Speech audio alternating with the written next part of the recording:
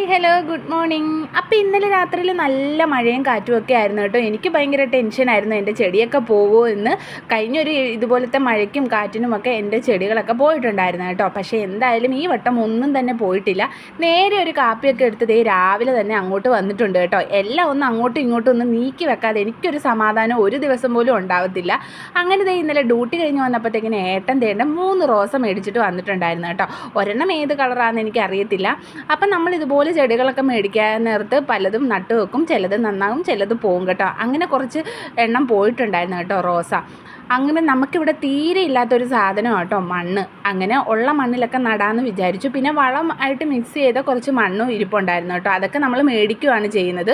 പിന്നെ പോയ ചെടിച്ചട്ടിയിലെ മണ്ണുണ്ടല്ലോ, അതും എല്ലാം കൂടി ഇട്ട് വളവും എല്ലാം കൂടി ഇട്ട് നമ്മളൊന്ന് മിക്സ് ചെയ്തെടുത്തിട്ട് ചട്ടിയിലേക്ക് മാറ്റാമെന്ന് വിചാരിക്കുകയാണ്. അങ്ങനെ നമ്മൾ വളമൊക്കെയുള്ള മണ്ണ് ഇട്ട് കൊടുക്കുക കേട്ടോ.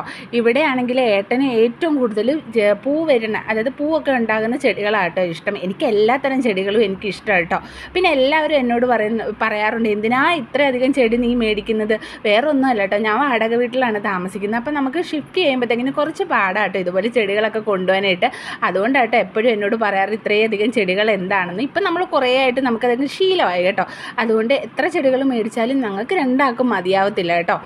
അങ്ങനെ ഞാൻ എല്ലാം ഒന്ന് നട്ട് വെക്കും കേട്ടോ. പിന്നെ എനിക്ക് രാവിലെ ഇതുപോലെ ചെടികൾ നടുന്നേക്കാട്ടിലും ഇഷ്ടം വൈകുന്നേരം നടുന്ന കേട്ടോ ഇഷ്ടം. പിന്നെ ഞാൻ രാവിലെ തന്നെ ഇത് നടുന്നത് അവിടെ കൊണ്ട് വെച്ചിട്ട് ഭയങ്കര വെയിലാട്ടോ. വൈകുന്നേരം ആകുമ്പോൾ അതൊക്കെ വാടി എല്ലാം പോകും. വാടി നിൽക്കുന്ന കാണുമ്പോൾ ഒരു സങ്കടം കേട്ടോ. അങ്ങനെ നമ്മുടെ ചെടികളെല്ലാം ചട്ടിയിലാക്കിയിട്ടുണ്ട് കേട്ടോ.